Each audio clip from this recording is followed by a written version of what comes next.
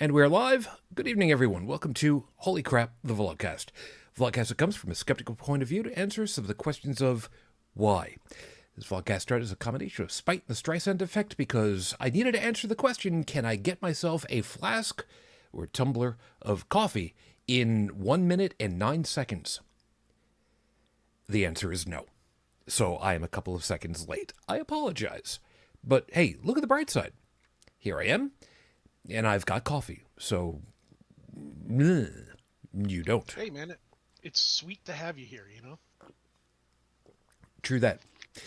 And, of course, part of the problem is to try to figure out the question, you know what, considering some of the stuff that's going on, I'm just going to forego a lot of the usuals.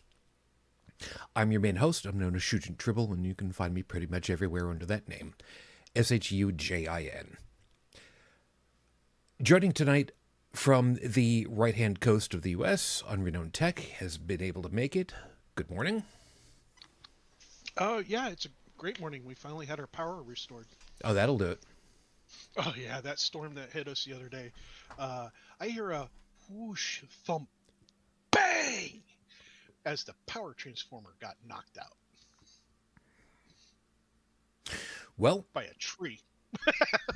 You know what? A transformer being taken out by a tree, that sounds about as much of a bitch takeout as Starscream, but that's a whole other Hey, piece. At least it wasn't Bumblebee. You know it would take more than a tree to take out that warrior. Yeah, but Starscream was also taken out by Rainbow Dash, so that's a whole other issue. From the left coast, Io is able to make it.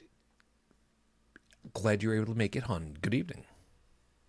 Yeah, I'm currently sitting in a hospital bed trying to recover from pneumonia, and I've had great improvements compared to what it was like last week to today. I'm very happy with how I'm doing. Numbers that are supposed to go down are going down. Numbers that are supposed to go up are going up. Yeah. Yeah, and of course, as we were talking before show even started, I'm very glad for that, of course, but as I told her, and she will confirm here in just a couple of seconds, the fact that we have to see these numbers trending is kind of unfortunate and really wanting better health for you right now. So you take care of yourself. Oh, hey.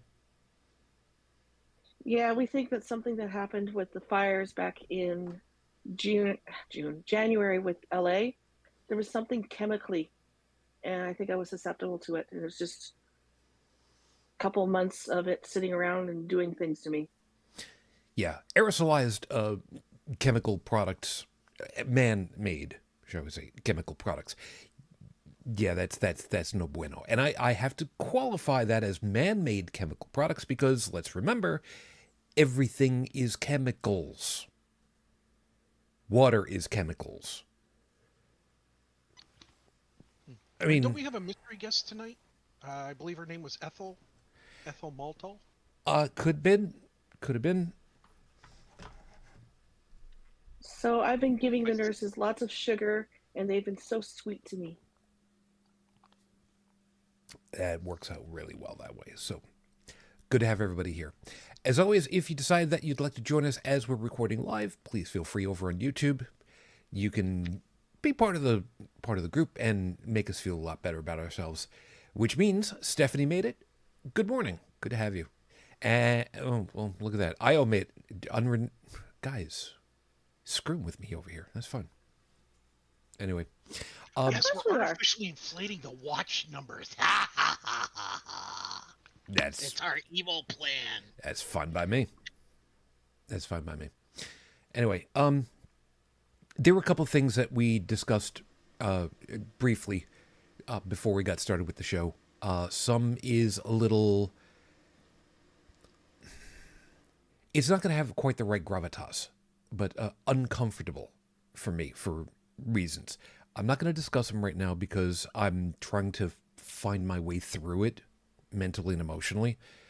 Don't worry, there's nothing bad that's going on. It's just a matter that tough to deal with. And yes, I know, I'm being very curious about the whole damn thing. I apologize. When I'm ready to explain it, I will. Just not right now. I will give you guys something interesting in the cool and awe department. Over at work, and to remind everybody really briefly that for me, I work at a place where it's a secondhand shop. People come in, they make donations. We pay our partner charity for the privilege of using their name and for being a donation center for them. They get the money for it. We subsequently sell the products, and the cycle continues so that we can put stuff back into the ecosystem. Amongst other things that have recently been acquired and put out, we get lots of Xboxes of various descriptions, various computers, a netbook that refused to boot, and considering 1 gig of RAM, somehow I'm not totally surprised that it just didn't want to play nice. Although I am keeping the charger, because sooner or later the charger is going to be worthwhile. We had donated at the beginning of the week, and it didn't make it. It didn't even make it a week in the shop before it was sold, which surprised the upper ups. And I kid you not, and I'm telling you, when this was probably manufactured, because I did not look it up. A 1919 or 1920 Victor Victrola crank phonograph player stood, like shoulder height to me. Big stand-up guy. The horn was built into the cabinet, so you had to open up the cabinet to be able to hear anything. It would not take a crank for power, which means some of the internal stuff, just isn't together there.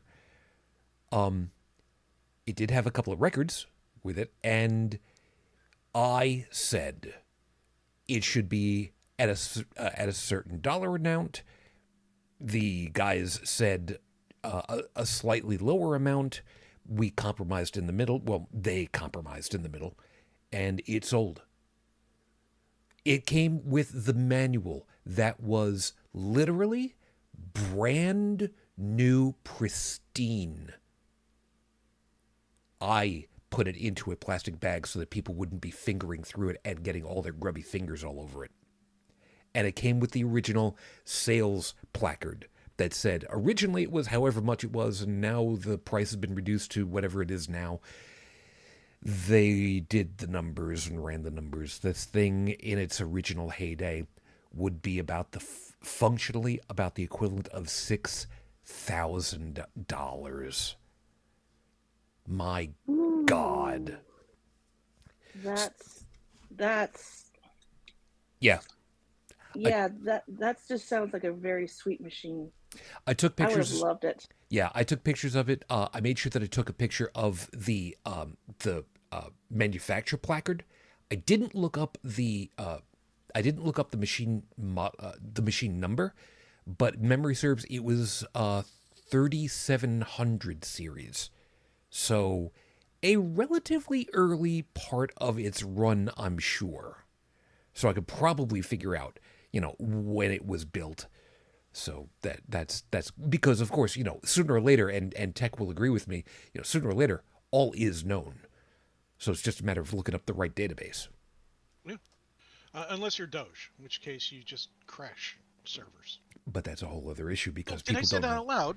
That's because people don't know how to program in COBOL anymore. Yeah, especially when they're so young that their nickname is... What was that guy's nickname? PFY. They're all PFYs. The PFY's handle that he gave himself online when he was part of that hack group. I don't. Doesn't matter. Yeah, I can't remember. It was so, it was so, it was the kind of name you give yourself when you're 14 or something. And you think it's funny or cool or whatever, and it just turns out that it's extremely immature. It'll never be a cool nickname. Okay, for those of us that don't know the acronyms, what's a PFY? Pimply faced youth. The pimply faced youth is usually the FNG, but a younger version of the FN new guy. There's also the BOFH, The who bastard you operator never from hell. who you never mess with. The only person who can go toe to toe with a BOFH is the systems operator from hell, and there is a distinction, and Sujin and I both know it. Yep. Us gray beards do know. And we'll somebody actually, Tech, you go ahead and put a marker in the show notes for me that we need to link to the BOFH archive so that folks can take a look at that Yes, later. sir. You've got it bookmarked. Because of course you do, actively, do. no less. Oh yeah. So I will make sure that we get a couple of pictures in the Discord for the show notes so that folks can take a look at some of these pictures. I will make sure that they are safe so that there is no identifying information in the EXIF data. Some of you understand what I'm talking about. Those of you that don't need to learn a little something about EXIF data. God. Just a little bit. Yeah, and what's really interesting is Quickly. At the beginning of the smartphone era, right, with the iPhone and the Samsung Galaxy S lineup being the really big ones, you had to use either a third-party app, which pretty much didn't exist. So, but you had to use a software dedicated to removing EXIF data from your photographs. And even if you turned off a bunch of settings, there was still a lot there. Now on the newer models, like the Google Pixels and the Samsung Ultras and everything else, they actually have built-in functions in their baseline picture viewer software to extract the EXIF data so that you can post it from your phone without needing additional tools because the demand was there. And for those of us who know, it was like they actually listened to the public. Fantastic. Nice. Mm-hmm. So let me go ahead and get everything working over here. And I just realized that there's actually something that I can do on my setup. And I'm going to see about doing it very soon. And it's going to sound really, really, really, really, really dumb. I'm going to get... Those of you that are watching on YouTube, you see over here how the live chat is over there? Yeah, on my screen in front of me, the live chat is on this side of the screen. So every time that I'm looking at the live chat, I'm looking away from the live chat. So I basically just need to like change where I've got all of the screens in front of me because I'm an idiot. It's such a dirt simple thing. Never said I was a particularly intelligent personality, just that every once in a while, something will actually come to me. I'm going to tell you it's the way it is. So, yeah, one of these days you guys are going to actually see me like looking at you as you're typing and go, oh yeah, I'm reading and you'll be able to tell. You'd think I'd actually be smart about this kind of thing. Oh no, why would I do that? So let me get everything rolling over here. So your 5-minute freestyle tonight is going to start now. Taxes. Oh boy, yeah, we are fast approaching tax season. Actually, we're right in the middle of it, which is kind of a good thing, kind of a bad thing. And once upon a time ago, it used to be like a month early. I don't know why it was changed, but it is. Here in the United States, April 15th is the end of the tax run, and you need to have your tax return postmarked by midnight of 11:59.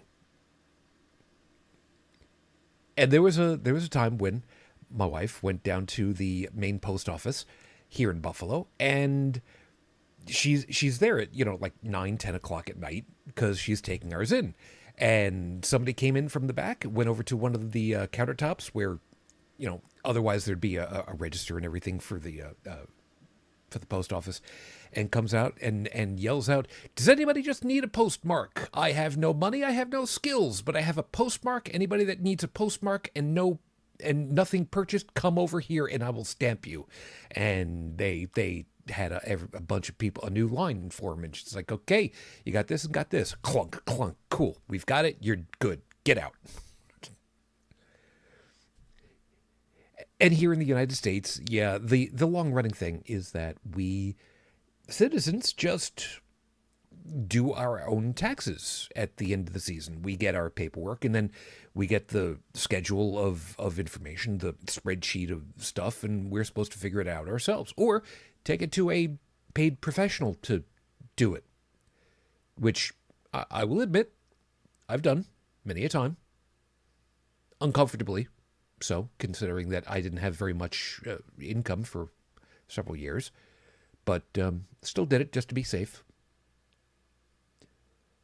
And it's weird for us to hear otherwise in different locations, because we're so used to, we're used to what we're used to. I mean, for instance, we're used to Fahrenheit for ambient temperatures instead of Celsius. Leave me alone.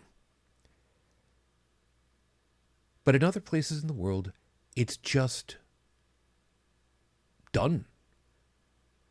The government goes ahead and says, okay, we are deducting this amount in taxes, and at the end of the year you get a recap that says, okay, you paid this much in taxes because this is what we assessed, and for your records, there you go. Because they actually put out the information for all of the companies, and it's their responsibility to make sure that they're pulling out what they're supposed to, and the government checks it over. Yep, that works correctly. Okay, cool. And make sure that everything is right. Which means at the end of the year, everything is right. It's just done. You just keep for your records the schedule information, and, okay, cool, thank you. And you just file it away, because until and unless you need it, you just kind of hold on to it. And that's not how it works over here. The jokes you've heard are that, at the end of the year, we have to take our information, collate it together on our own, and check over some dead trees with tattoos on them to figure out if we did it right or if we did it wrong. And at the end, hope for sometimes a couple of months to make sure that everything is right. Maybe to get a return, maybe to get a refund, maybe to get a thing that says, hey, you still owe us. And there are many of us that just decide, okay, I want you to take a little bit extra so that at the end of the year, I don't owe, and maybe I'll get something back. That sucks, because that's my money. And the fact that it can't be done efficiently, why not? So if we want to go ahead and we want to talk about, and we will, government, how it's supposed to work for the betterment of all, streamlining things to be efficient is, of course, the ultimate good. But why, if you'll pardon the expression, on God's green earth, would you make it so convoluted with red tape that people would want to just simply hang themselves than have to deal with this stuff themselves? Those of you that are having to go through it, my sympathies. I'm in the same boat right now, but look at the bright side. You get to do it again in a year.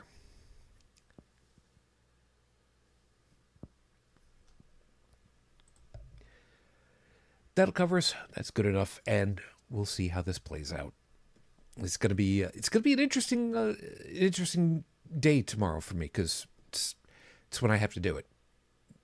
Fortunately, TT has done his, and he gave me the information that'll help me out a little bit, as well as the information for the electronic filing.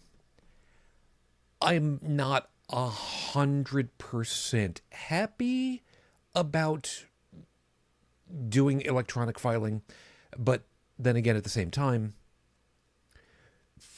I much higher trust my connection to anywhere else, considering that I'll be doing it under Linux, and the possibility of there being malware and inspecting my stuff is far and away lower than it is than Windows, which is what I'm booting into right now.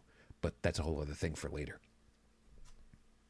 And by the way, before we jump into the horrible scopes, for those of you that are tech-minded, by the way, including Unrenowned Tech, I was informed about a technological utility that is a wonderful piece of stuff that allows you to take a thumb drive and put several ISO images on it for different operating systems, so that you can boot with this one thumb drive and then decide which operating system ISO you want to boot into to test drive a computer. So for those of you that are wondering, well, is there a way of multi-booting off of a thumb drive so that I can try out different, versions of Linux? Yeah, there is. It's called Ventoy. We'll make sure that there's information in the show notes for you guys, just because, it's such a cool tool. And I think I'm going to be changing what OS I install on computers at the shop from Ubuntu to Mint Linux, I think, because the layout of Mint Linux is so much closer to what everybody else is expecting with the Windows variants since Win95. Mint's also very clean. I used to use very early versions of it for diagnostic purposes on somebody bring me like a Windows computer of some sort, and rather than use some, like Norton used to advertise, we've got these tools for these industries. I was like, yeah, your tools are crap. Oh God, they were crap. I can talk about it now because I don't do any kind of association with Norton anymore. That's far into my past. They were also, I have no idea what their current technological tools are anymore, so I can't comment on them. But I can comment on the very, very early stuff was not good. And I used to use several different flavors of Linux. Mint was one of a favorite of mine. It was so clean. People are like, why do you use Windows at home if you like Linux so much? It's like, well, there are things I can do on Windows very easily that Linux doesn't pull off well. But when it comes to diagnostic work, any kind of work, Oh yeah. Linux is the boss. Oh yeah. It's like graphic editing. Yeah, I can see using a Mac for graphic editing. Some great tools there. Okay. Yeah, but if I'm going to game, I've got a Windows machine. If I'm going to just do some whatever, Windows machine. When I get serious, I bust out Linux. Yeah, that's my daily driver because it just works. And by the way, yes, I did just move some windows around on my screen so that, yes, if I'm reading, I can actually look like I'm reading the chat now, which gives me the chance to see Stephanie saying, given the innumeracy levels in the U.S.A. that look to be a con to keep the accountants paid. That was a piece I was going to say, but I just glazed over because, well, I didn't want to be mean-spirited. I know. That was so sweet of you. It was, wasn't it? Yes. I'll be back in a bit, guys. I gotta deal with something. No worries. Spam. So while she is working with what she is working with, we can still get started with the horrible scopes because, well, we need to get started with the horrible scopes. So for those of you that know what your astrological sign is, cool. Those of you that don't, you can make it up as you go along. I don't really much care how you figure it out. You can get one of those little paper things from school and, do the thing, or get a D12 with the symbols on them. And if you do that, ask the nice folks over there at Heart of the Game Fredonia for it, because they can sell it to you, and they like us, and they haven't sent me a cease and desist letter yet, and they like us a little bit. They'll even ship it to you, if you're in the U.S. And if you're not in the U.S., have somebody in the U.S. buy it and bring it to you wherever it is that you are, because it's ultimately safer for them to go out than for you to come here. It's Heart of the Game, Fredonia. Hail, hail, Fredonia. Home of the Blue Devil. I do not know where the Mimic is currently. I just know it's not outside my door. I think. I'm guessing. I don't really know. I haven't looked outside all day today. Leave me alone. So for some of you, we're following up on your scope from last week. For others, it's going to be something new to pay attention to. And for one very special star sign, you got a nat 1. It wasn't intentional. It just kind of happened the way that it happens. I'd like to say sorry now, but we're guessing you probably deserved it. I mean, by the way, I've missed the last 3 horoscopes, and I didn't hear this one, so this is all new to me right now. This is going to be fine. Aries. Yeah, Aries, last week we mentioned your legendary Nintendo Zapper skills and your need for antihistamines while being outside in the spring. And we got questions about it. Not the least of the questions was, are you saying I'm going to sit outside and take mental shots at people in public? Look, all we're saying is that all wanted to shoot the damn dog, okay? We sympathize. But you need to channel your frustrations more discreetly in public. So this week, learn and use the phrase from now on, I crush your head. I crush your head. There's some of you that understand that immediately, and you're my I people. put a link in the show notes for that, too, for those who don't. Oh, please tell me it's the I crush your head. God, what was the other one? I squeeze your... Oh, God. I think that... the I crushing your head, that I posted the original. Okay. There was the I'm squeezing your face versus I crush your head. Yeah. And then of course there was the nobody's home. God. Kids in the Hall had great skits. I still love watching that. Yeah. Yeah. Taurus, when we sent Scorpio your way for some alpaca wool socks, we were thinking they'd be comfortable, not sweaty and dry out quickly anyway. And dry out quickly anyway. Well, color us corrected, huh? Look, if you're... God, man, I am stumbling over my words. I definitely have not read this in advance, people. Take 2. When we sent Scorpio your way for some alpaca wool socks, we were thinking they'd be comfortable, not sweaty, and dry out quickly anyway. Well, color us corrected, huh? Look, if you're going to sell something from that camel wannabe, at least label things correctly.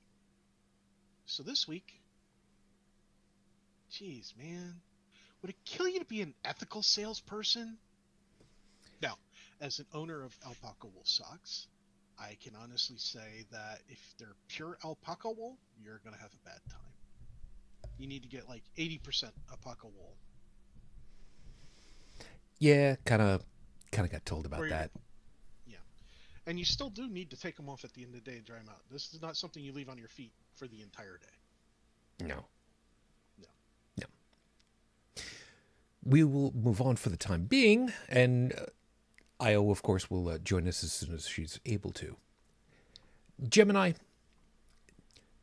and y'all have to kind of picture me in the Captain America outfit right now for this one. So you broke the flue on your fireplace chimney.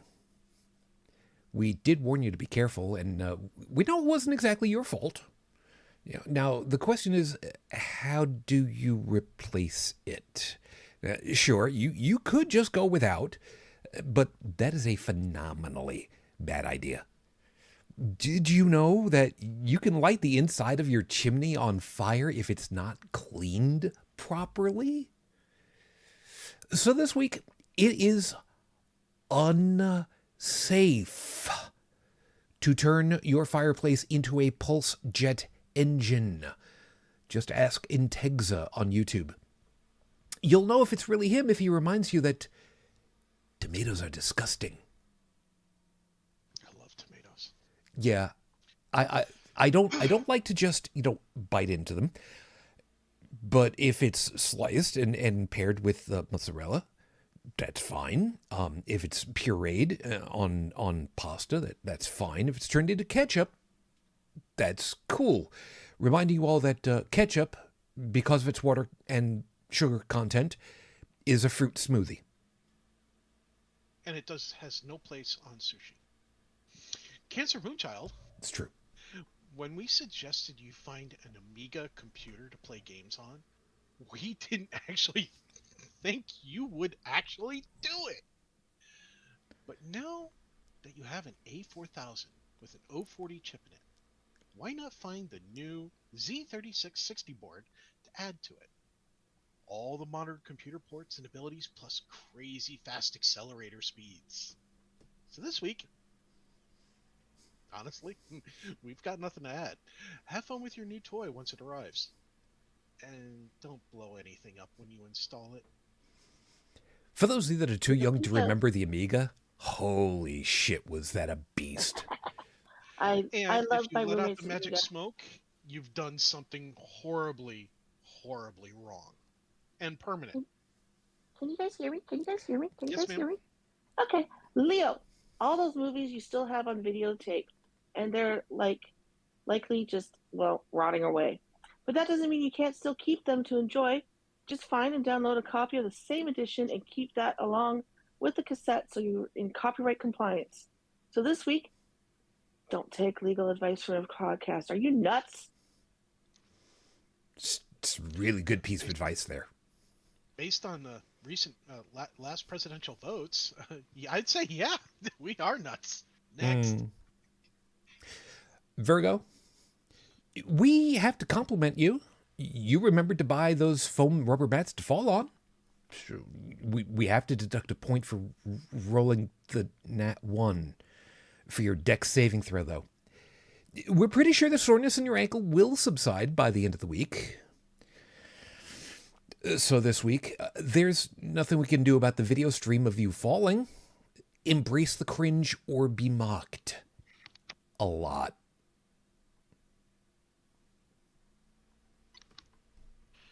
Libra, I apologize in advance. I'm going to try to get through this properly. Oh, this is going to be a treat. Libra, we have a weird question for you to think about. And just be aware, there isn't a definite answer. We know that in the Marvel Cinematic Universe, there are entities called gods, like Thor and Odin and Zeus. Here's the question. If the Abrahamic god, Yahweh, exists in the triumvirate, for it's usually thought of as having, then, statistically, what happened when at least one part was Thanos snapped out of existence? I'm sorry, that sentence didn't make a lot of sense to me. So this week, what's more useless, the Thanos copter or the Spider-Man car? Try asking your friends those questions. I guess I probably wrote that one a little clumsily. The idea is that Yahweh is typically referred to as the three pieces of the same entity, and I guess I didn't really put that in there in a good way, because statistically, if half of all sentient creatures in the universe just went away, that means that at least one statistically would have gone away. Yeah, which part? Please don't hurt my brain like that. It was literally something that came into my head in a split second at work as I'm walking from the back, dropping off some wall art hangings to go back to the cave where I work outside, and it was literally 5 steps in my walking when it happened, and I literally had to take a stop and just go, because this is not the first time it's happened where I've actually had to go, okay, brain, what the fuck? Scorpio, when we sent you to Taurus to see about some alpaca wool socks, we had no idea that they were going to rip you off like that. Sorry, but hey, at least you got to meet the llama, right? The llamas of the alpacalypse. So this week, if you want good boots for spring, contact a cobbler to make some custom fitted leather ones for you. It'll be money well spent. It'll be a lot of money, but it'll be well spent. Sagittarius, you know what's in your constellation this week that's going to affect you? Nothing! Meaning you're not only so boring that no other planets want to be near you, but that even aircraft are avoiding to fly through your section of sky, so you don't look like you're getting any support from them either. So this week, look, we're sorry. Okay, sometimes you just need to have a crappy scope to offset all the good ones you've gotten recently. I don't know if you actually have or not, but that's what the stars said, so deal. Capricorn, we know you don't like conflict. So let's handle this nice and quick so you don't have to make it a bigger thing. Put in your summer vacation request now. Don't wait until the month before. Do it now so you don't have the blue-haired biddy from accountant taking your favorite weekend off. So this week, seriously, do it now. Even if you decide not to go to your family reunion, at least you can relax at home. It's called a staycation. That it is.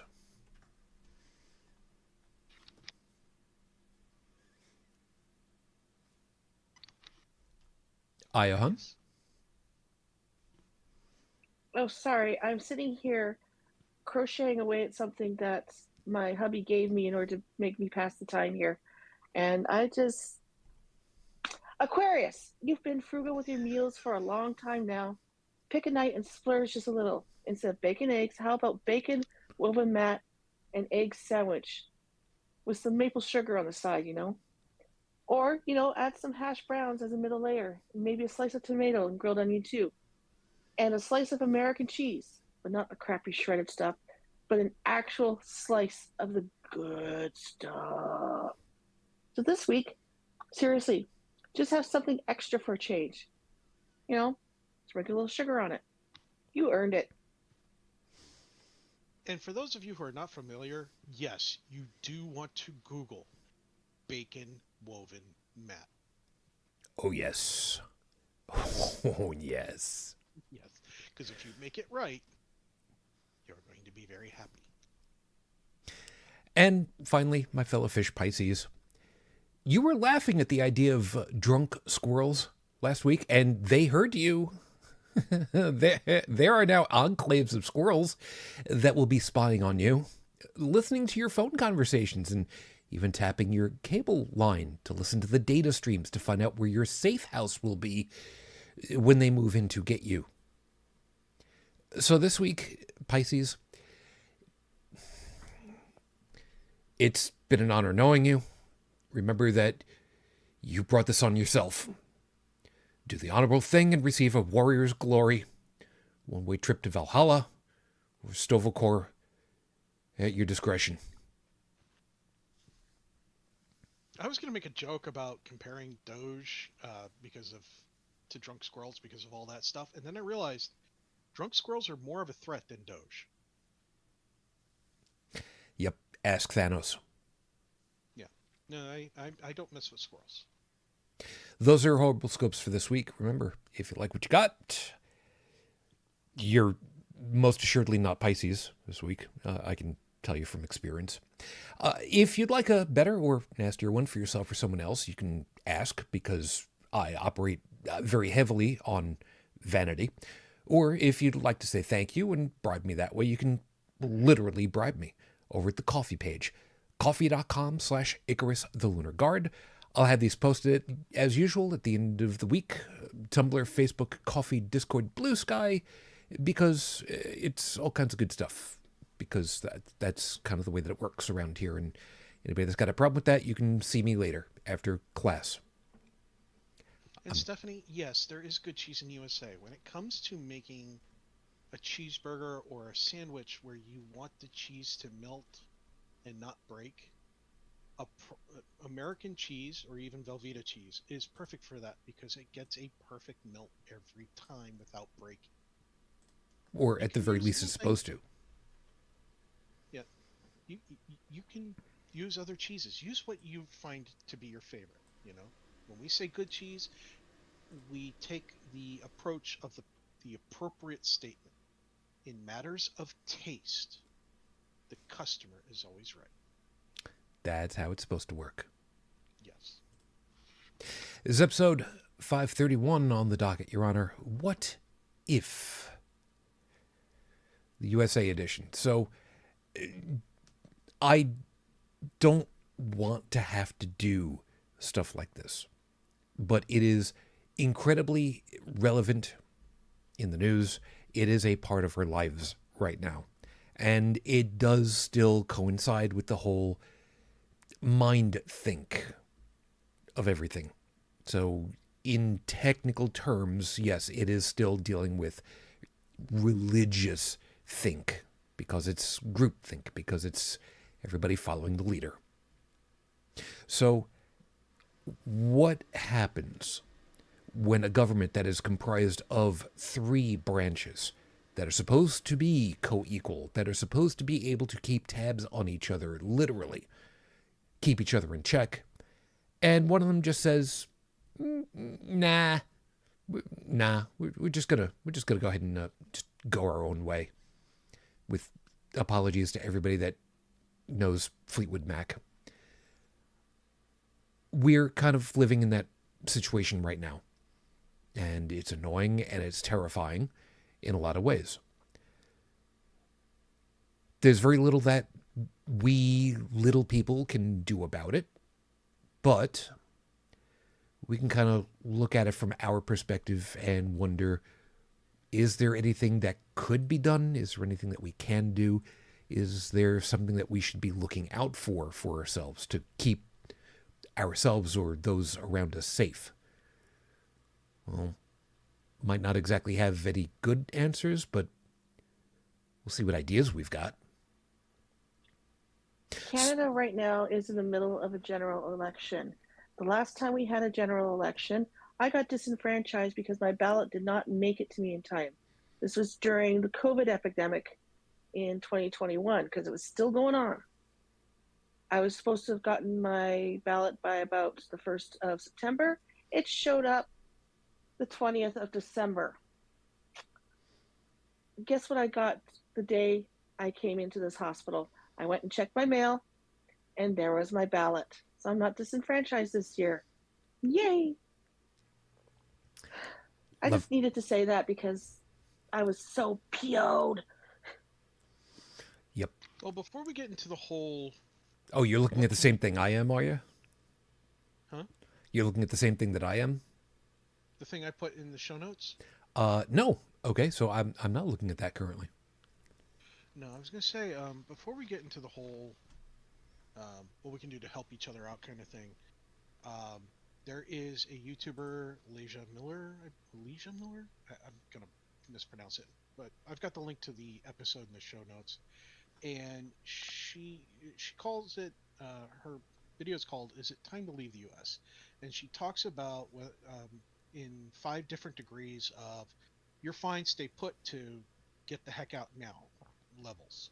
And she goes into a very, it's not too detailed, but it's detailed enough. It's about a half an hour. I recommend people watching the video just because it could definitely help you, not just thinking about yourself, but think about your family, think about your friends, think about people you associate with, and where they fall on this. Okay? And even if you're not saying, hey, you should go do this thing, like go get your passport or whatever, it can help raise your awareness of when you're thinking, what can I do to help?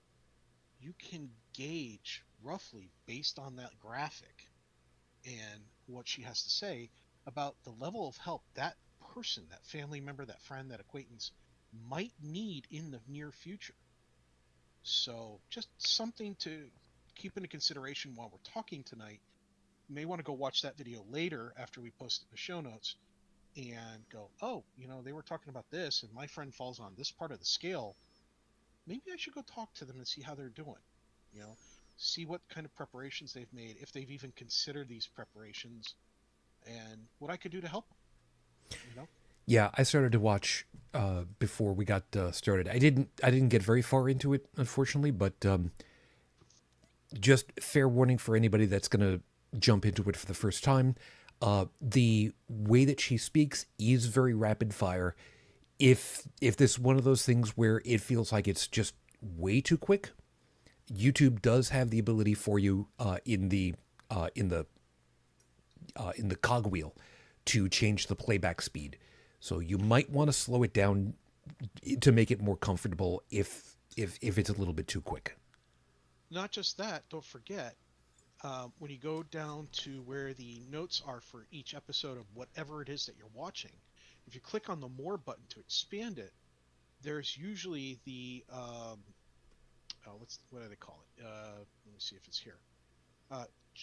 There's a button that unhides. It's called Show Transcript, and the transcript will usually show up on the right-hand side of the screen, so you can pause it and reread through back what she said. Yeah, for those of you that have got it. Sorry. I use the transcript when I'm trying to figure out crochet patterns that are tutorial only, and there's no link to the actual pattern anywhere. Yeah. See, there you go. I don't believe that we have anything like that can show up, or at least not easily, because we just talk. We don't have a script that we can upload. So it is what it is. Transcript it's auto-generated. It's auto-generated. Oh. When it detects that there's a lot of talking, YouTube will auto-generate a transcript. So noted. Mm-hmm. Thank you. So the first piece. Oh well. Okay. Backing up just a second. Stephanie had put something over here that I hadn't considered before, but I very much like it. I love the pronunciation of Doge as dog-e. Ooh, I actually like that.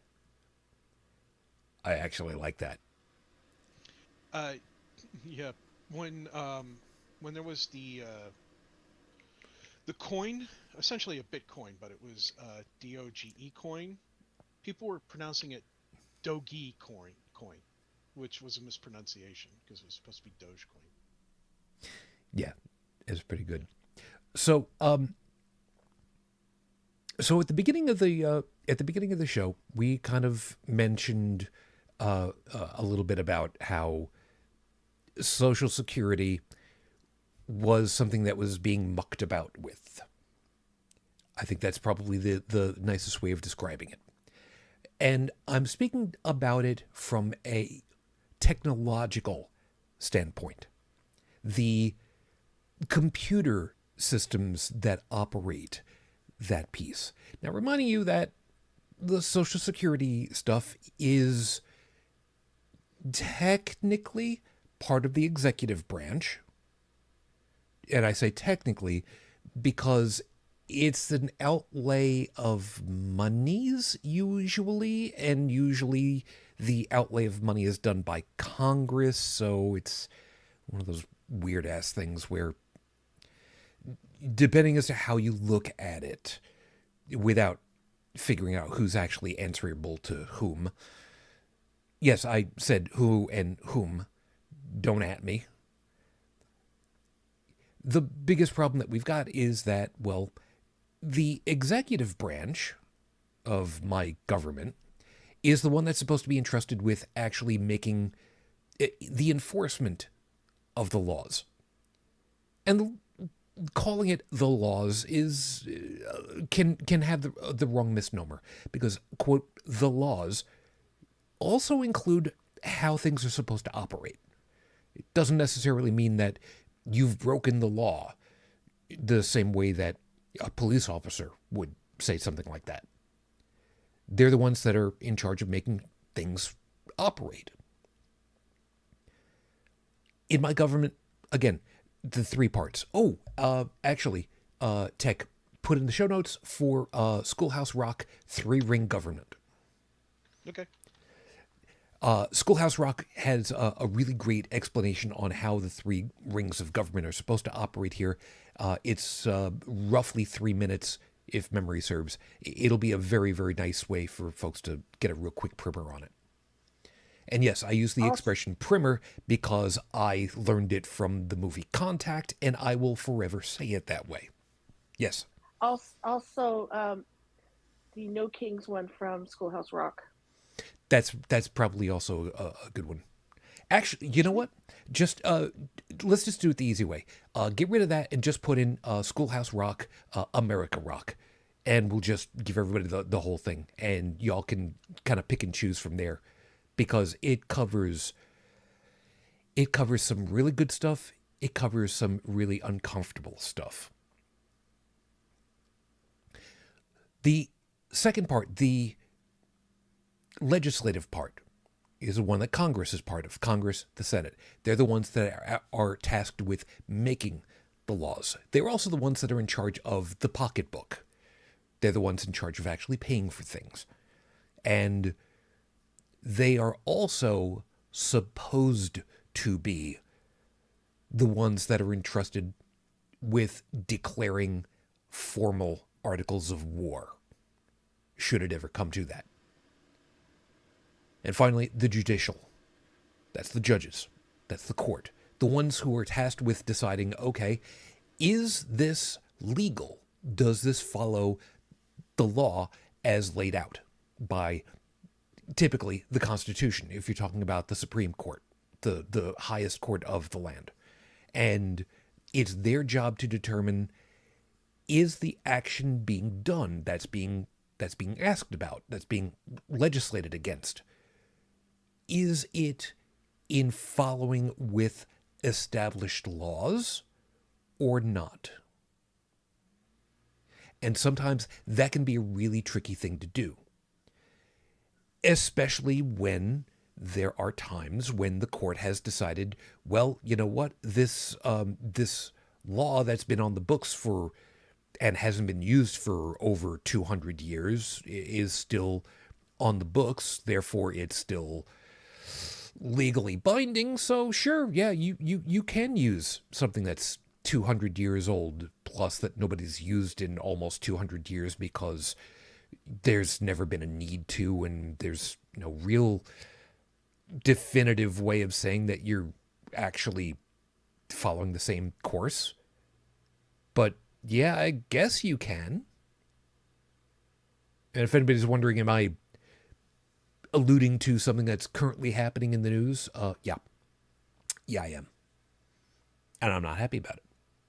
But there are certain things and terms and certain keywords and buzzwords that are going to be swept through in various social medias.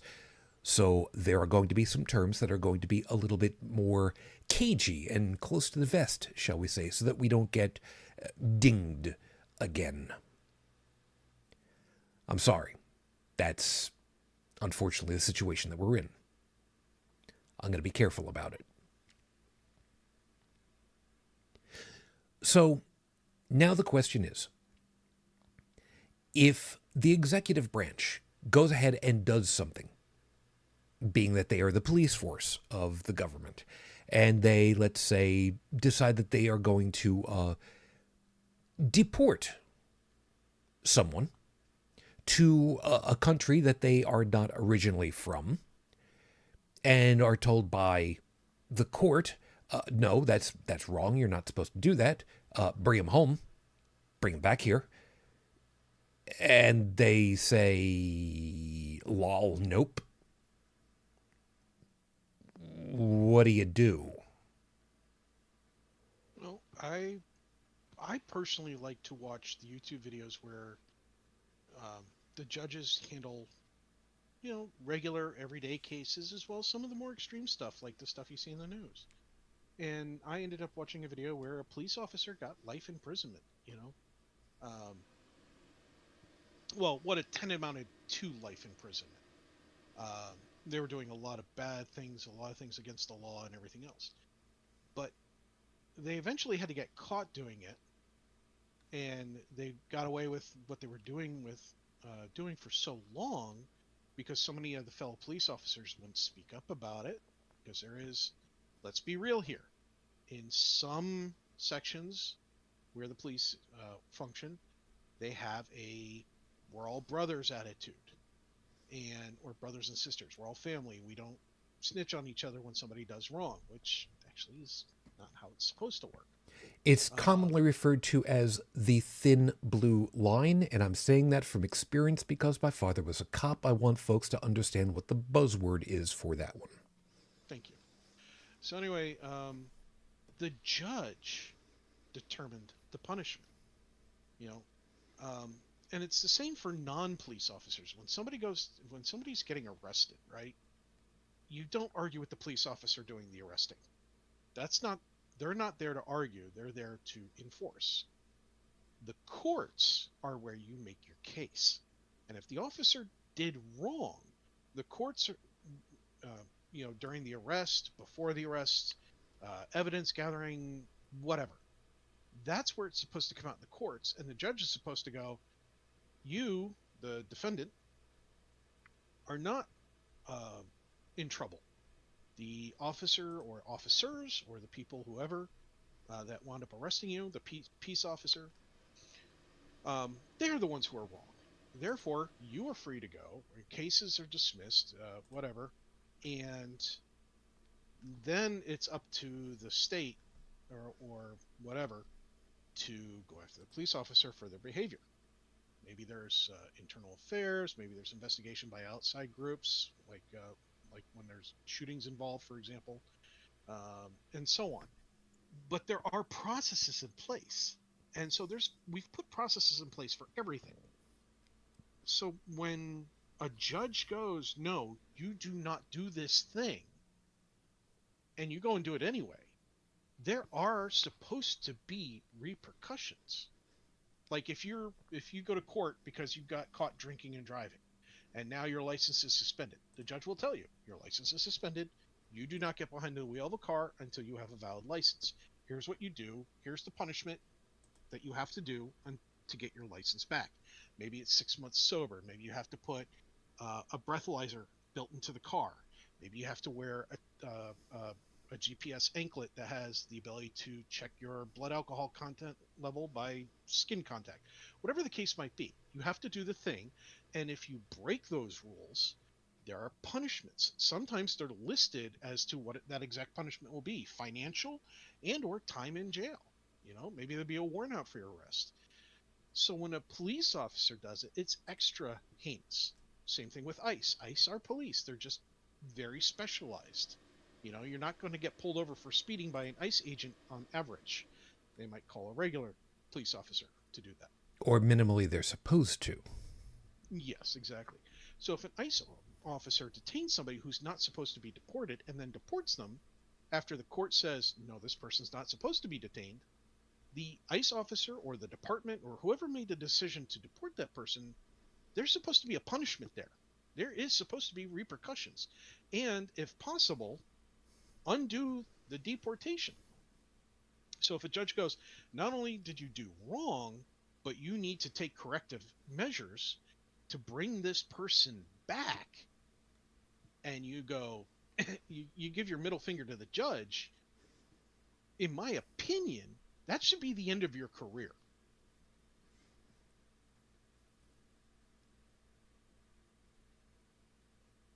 There are. I'm sorry. I have nothing to add to that because what Tech's saying is true. Yeah. If you're a police officer and you fuck up, No, that's fine. in your job, then you should be punished. Well, I wouldn't use F up because we're human and we make mistakes. And if it's an honest to God mistake, right? They arrested the wrong person because that person has a striking resemblance to the person they were going after. Then there's ways to rectify that, right? We have it built into laws and things like that. And then there's also civil actions and stuff like that the person who was offended or could take. But when it's blatant, right, which is what we're talking about now, that's another kettle of fish, in my opinion. When it's blatant disregard of a judge's orders, that to me is whoever that person is, they need to be taken down a notch. Yeah. And it goes, I don't mean lethally. I mean, in their career and in punishment and in everything else, because that is deliberate. right. That's not a oops. I thought I was upholding the law, and I misunderstood the law that I was using, the rules that I was using for this offense. Okay. Yeah. And let's also remember, we're also talking about a situation where the police in general, and I can't speak worldwide, but I'm pretty sure, quote unquote, the police as a generic term for, pretty much worldwide, are given quite a bit of latitude and degree of trust societally, because they are expected to know the laws that they're enforcing and to administrate them fairly, if not necessarily completely objectively. We can't expect complete objectivity because we are not completely objective. We are human. We are fallible. Emotions get in the way. Perceptions are not always what we expect to see or what we do see. And, mistakes do happen, as Tech said. But if someone who is in that public trust intentionally and deliberately breaks that societal contract, shall we say, yeah, somebody then should no longer be in that situation.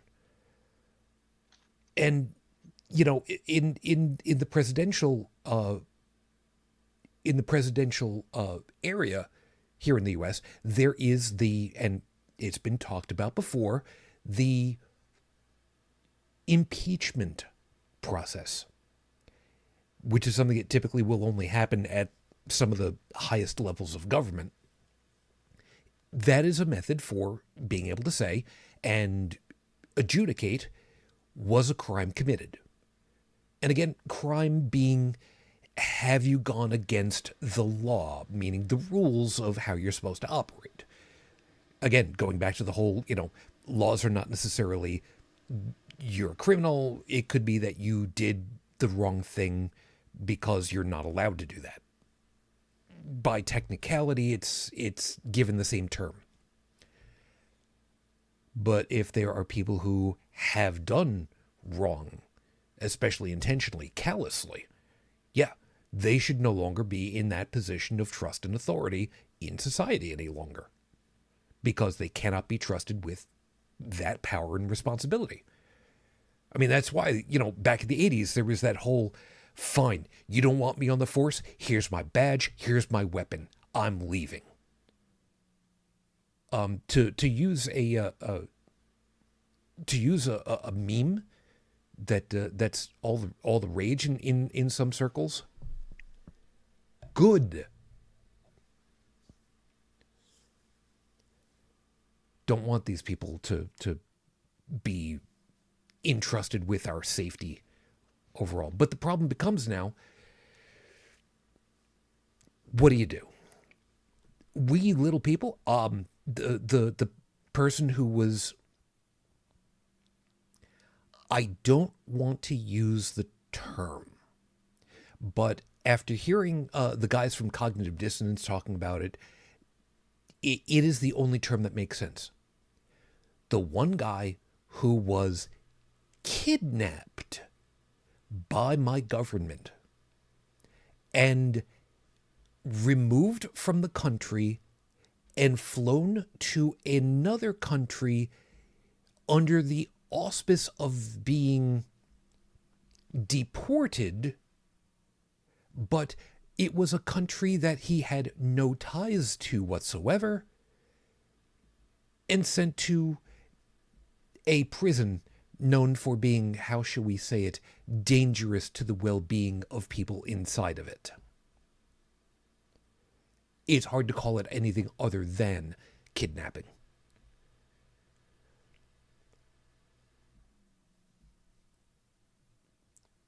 Is there really, truly, anything that we little people can do for these types of things?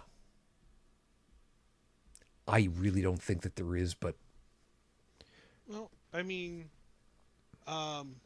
I forget which union it was. Um, One of the big unions here in the U.S. was making a big, big noise about bringing back one of the deported people who was wrongly deported. And when you have a large group of people like that standing up and in one voice saying, "This is unacceptable. You need to take this action. We are the people. We have spoken." That's when politicians take notice. And if I find the video again, I'll put it in the show notes. Um, but it's one of those things that we are the people. You know, if we stand up in a unified voice, and right now there's a lot of things out there, especially the regular news media, um, dividing us. Okay, and it's one of those things that I've said it so many times over so many episodes. We're all yelling and screaming at each other. We need to sit down with each other and have a civil discord, a civil argument, a civil conversation where we can talk, we can say what's on our mind, we can say our feelings. And if somebody else is offended, they can say, "Well, I find this offensive, I find that offensive." It's like, okay, great. Is it the time to focus on that offense, or is it the time to focus on righting this wrong over here? Which is more important at this time? Let's assign, a gradient, if you will. What is our hot topic? What is needs to be handled immediately, and what can we put on the back burner and address when heads are cooler and the times aren't so rough? Okay, what do we need to fix right now? If your house is burning down, now is not the time to talk about the leaky shower head in the bathtub. Your house is on fire. that's fair. In fact, that leaky shower head in the bathtub might be the only thing that's working in that house in that fire right now. you know So the point of the matter is we need to stop being so divisive over the little things. We can worry about the little things when everything is calmed down and there's nothing, the house is no longer on fire. Right now, our house, our country is on fire with people being divided. Do I have a lot of negativity towards people who voted for, our head Oompa Loompa? Oh yeah, of course I do. But if they're willing to say, "Hey, look, this person shouldn't have been deported," and I'm like, "Yeah, this person shouldn't have been deported. We don't see eye to eye on who should be president, but we know this person shouldn't be deported. Let's go fix this first. Then we can address the other elephant in the room and have a discussion about it." And that's the problem. We don't do that. And I don't mean we here at the channel. I mean we, the people, don't do that. But we're starting to see more of it. We are really starting to see more of it. And it's actually being helped along by the GOP ignoring their constituents. They go to the town halls, they leave, they shut people up, they talk over them, they don't listen to what their voices are being heard. And then the Democrats come in and they say, "Hey, look, we'll listen to you. We're not your party, but we will listen." And when somebody says to you, "Hey, I will sit down and listen to what you have to say," and then they do it, you inadvertently get respect. Io, I want to hit you for that part. Have you been privy or seen or heard about how some of these town hall meetings have gone in Republican areas and then suddenly things have gone poorly? My area is not Republican as far as I know, and my pneumonia did not allow me to attend the one public meeting that I was invited to. I was just way too sick. But I got a text message, hey, come to this, please be here. And I had to reply saying, I'm an immigrant and I'm too sick. I'm sorry, I can't. As for my immigration status, I'm now permanently carrying my permanent resident card with me, as well as a copy of my passport. I have a certified copy of my passport. It was done by the consulate here. And I'm actually very terrified that somebody is going to take a look at my immigration record and say, yeah, she needs to go, because there's a 3-month period where I technically was in the country illegally.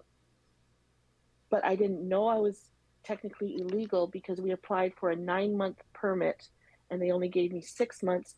And we found out about that 6 months a year after we got married. So it's all immigration's problem. They screwed up, not us. Considering your physical location, I probably wouldn't say that very loudly. Yeah, I know. Okay. But the letters that came in a year after we had gotten married said that I only had a 6-month visa extension, not a 9-month one, which is what we asked for. And see, folks, this is a living example right here in the show of what I meant by people who, on this scale of who's safe and who should get out to be safe from this country, this is what I'm talking about. What she just said out loud, if somebody heard that in her area, who was one of the, what I will call the grape juice drinkers or fruit punch or Kool-Aid drinkers, somebody who's part of the cult, and they think, oh, this person is a whatever. Now they can go to the snitch line or the hotline or the website or whatever and say, hey, there's a patient in room whatever, blah blah blah, do this thing, get them out of here because they're, they broke the law.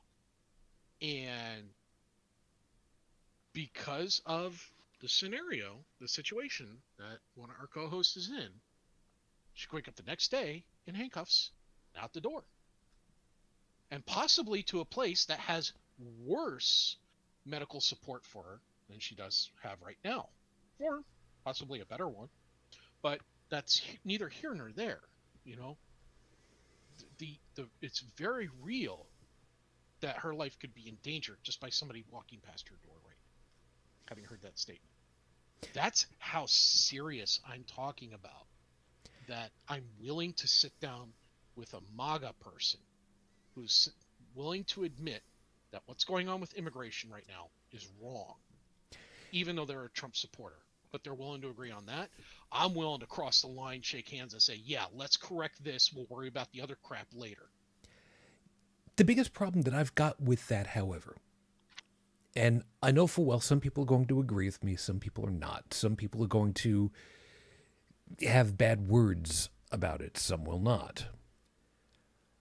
I'm going to say I will have an incredibly difficult time, and I say that with all sincerity, dealing with someone whose party affiliation and platform, a significant portion of it is, and I'm going to use the expression, fuck your feelings. So some of these people that are coming closer to the center on items that we have agreement on are only happening because they are only just now feeling pain because of it. Not because they have empathy or sympathy, but because they themselves are now having pain. To those people, I do not know if I could break bread with them, shall we say. I don't know that I am a big enough person to do that, and I will freely admit that. And you know what? That's very big of you, because there's a lot of people who definitely can't. And I understand why they can't. And for a while there, I couldn't either. But I've had, a long think over it over time, especially with people that I work with who were part of that group and are now going, this is really bad. And then me going, yeah, I'm not going to say I told you so, but this is what we've been feeling and talking about for a while and being told, you know, go blow smoke. But, it's when it's this kind of stuff is happening and it goes out of control, which is what's happening now, it doesn't just affect me or people like me, it's affecting you too, and it's going to. And as I've stated before, this is something that we desperately need to talk about and rectify.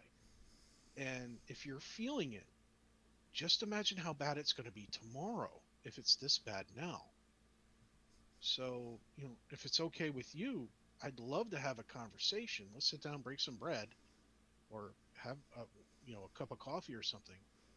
And, you know, you and I are not so different. We're both experiencing the pain of this. And, you know, we can talk about other things and how they're blowing up and how we can prevent them from getting out of control. Because eventually they're going to affect you too. But if we can control them now, it'll never get that far. And for some people, they go, oh, God, I never thought of it that way. I really didn't see it, you know? And they're truly remorseful, not just because it's happened to them, but because now they're actually thinking in terms of the future of, oh my God, yeah, if it's hurting these people and it goes out of control, it's going to hurt all people. And I don't want to hurt. And to their credit, a not so insignificant number of them really don't want to hurt people. Like immigration, for example. I know a lot of people, both on all spectrums, who are like, yeah, if somebody's in this country illegally and they're doing bad things, they really shouldn't be here. Okay. But there's a difference between somebody who's in this country on a student visa and going, while they're at university, which is supposed to be a safe harbor for freedom of thought and freedom of speech, because that's how we learn in universities and colleges and such. We're supposed to learn by disagreeing and talking to other people from other walks of life and getting to know them and having conversations and discord and civil arguments and things like that. When the government comes along and goes, well, you're at such and such university, you're over here on a student visa, and you said something that disagrees with the government, out you go. You're a terrorist threat. It's like, wait a minute. This person didn't say they were going to go bomb something. They just said they didn't agree with what this country was doing on a particular stance. And you're throwing them out? Dude, I could show you so many American citizens in the same university who are saying the same thing. Are you going to throw them somewhere else? Well, the way things are getting out of control, maybe.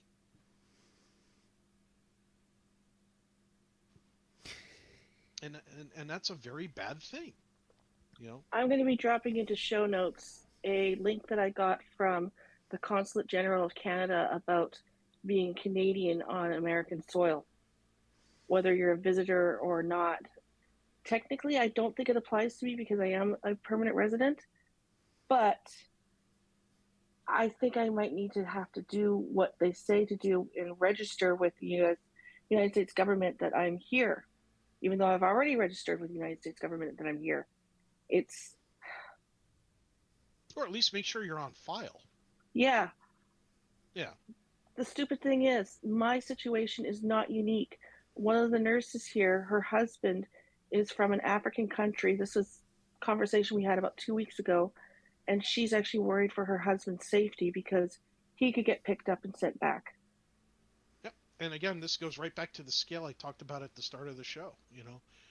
This just looking like you're from another country, having an accent, or any of these things, you're in a risk group.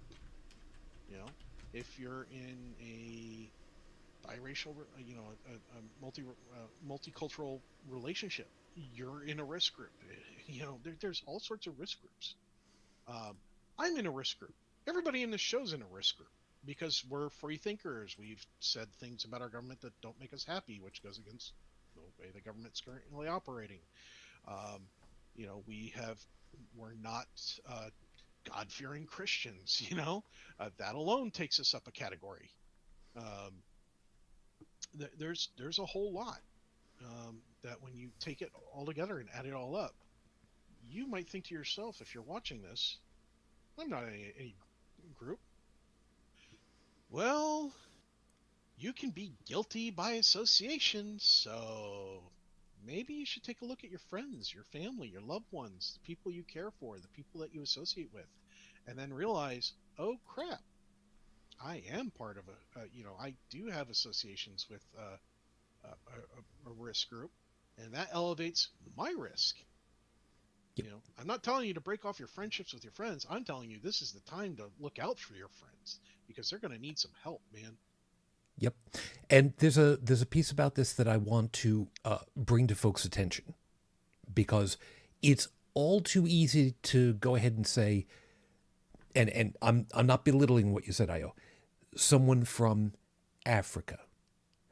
I want folks to understand that it's easy for us who are not as well versed, geographically speaking, with what this descriptor entails, because yes, it also includes the country of South Africa, which surrounds the country of Lesotho. But let's also remember, some of the countries in Africa are the names that we would easily say it's Africa. Namibia, Angola, Zambia, Zimbabwe, Botswana, all down the southern end.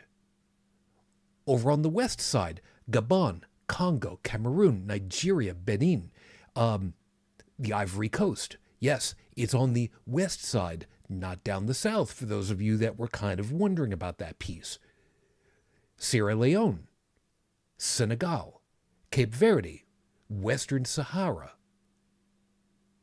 You start going into the north section, these people are also African. Morocco, Algeria, Tunisia, Libya, and Egypt. So when some of us think these people are obviously African, no, it's not obvious, because there are other factors, as was stated: your accent, your style of speaking, your overall skin timbre. Yes, Yeah, I'm using that expression intentionally. I was saying Africa because I could not remember the exact country she said. I think it was Zaire, but I cannot be certain, and I won't actually commit to saying that it was that country or any other country in Africa. I just know it was an African country that she mentioned. Yeah. And we do have an immigration lawyer in case we need it, and I hope I don't.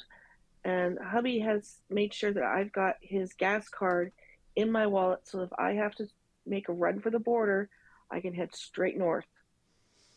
It'll take me 2 to 3 days to get there, but I can do it. Yeah. Actually, it would take me 2 to 3 days to get there when I was healthy. It would take me about a release those week. details because you Yeah. don't want to leave reference material behind. It depends on which route I take too. Yeah, but I just wouldn't give away more than you need to. Just know, stop at. I know I know I could make it, and I know what time frame I could make it in. Yeah. Just for your safety. True. Remember, I do constant training on a lot of things that shouldn't be said. Yeah, I know which way that she'd go. She would head straight for Denver, because once you make it all the way up to Denver, everything from there is a downhill slope, and you can pick up a lot of speed that way. That's the way that she'd do it. That's the way I'd do it. I'll probably go to California. There we go. Yeah. That's right. Never mind. Yeah. But yeah, the easiest way to Canada is through California. There we go. The one thing that really pisses me off is I cannot leave the country now.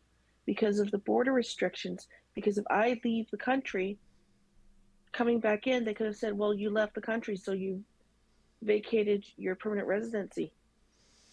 Well, considering the current state of Canada versus the current state of the excited United States, um, It doesn't matter if it's Canada or Mexico or another country. I wouldn't be no. able to come back. What I'm saying is, considering the current political climate of Canada versus the current political climate of the United States, you might have a better time in Canada. That's all I'm saying. There is argument for that. Yeah. Stephanie has pointed out something that is simultaneously terrifying and amusing, but not in a funny way. Pointing out ICE, in this case, ICE stands for Immigration. Oh, crap. What the hell is it? Immigration Customs Enforcement?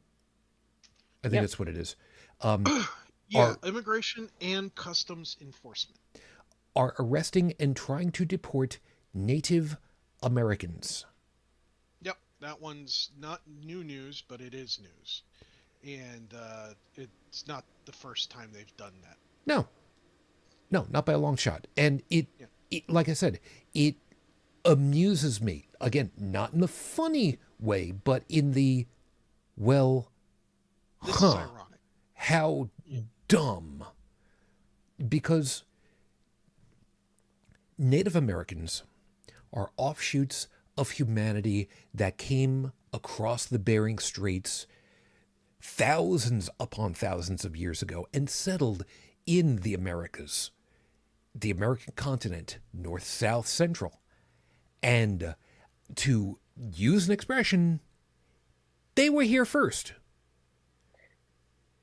They're not Native Americans, they're Turtle Islanders, which is far more ancient than Native American. Okay, North America was originally known as Turtle Island. If you look at how North America looks, it actually looks like a turtle. And that's part of multiple stories from multiple nations.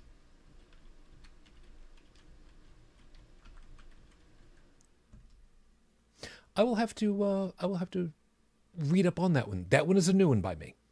So thank you. Gave me something to go with. There's a legend about how basically the village was on top of a turtle, and you're asking me to remember stuff that I was told back when I was a teenager by the elders, and I can't quite remember it, but Turtle Island is North America before colonization. Yeah, like I said, I'll read up on it. I opened a tab for myself so I can check in on that a little bit later. Like I said, that's a new one by me. And I am familiar that for native culture, turtles are revered. There was a building up in the Niagara Falls area that was specific for the native population that was designed as a turtle in shape, and it was understood, though I didn't know about it at the time, you don't take pictures of it out of respect. I didn't know about that myself at the time, and it was explained to me because I've used the expression not in quite a while, but I use the expression ignorant in its quite literal form, meaning I didn't know. I never knew. I was not exposed to that, and once it was explained to me, okay, cool. I'm all right with that. It doesn't affect me, other than okay, I just don't take a specific picture. That's all right. And regular ignorance can be corrected through education, so there's nothing truly offensive in that. Exactly.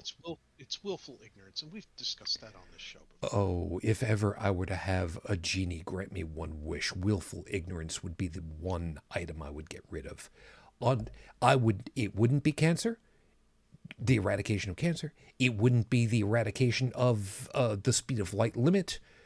It would be it would be willful ignorance. And I know full well there are going to be some people who are just going to like, why?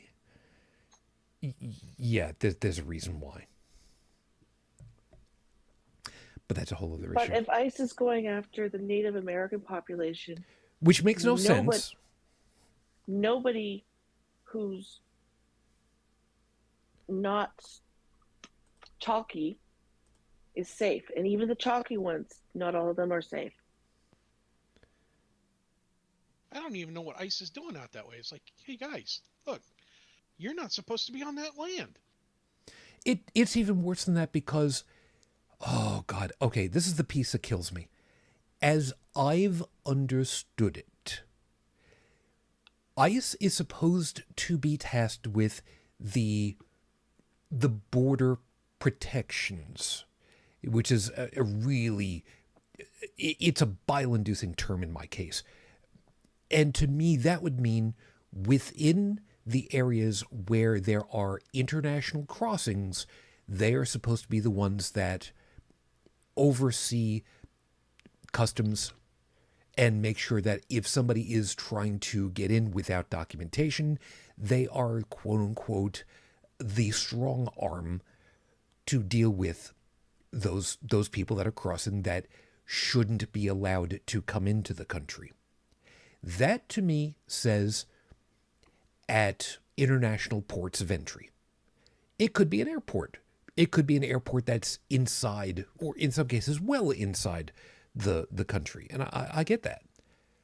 But the idea that this group has apparently had their jurisdiction extended to 200 miles away from the border,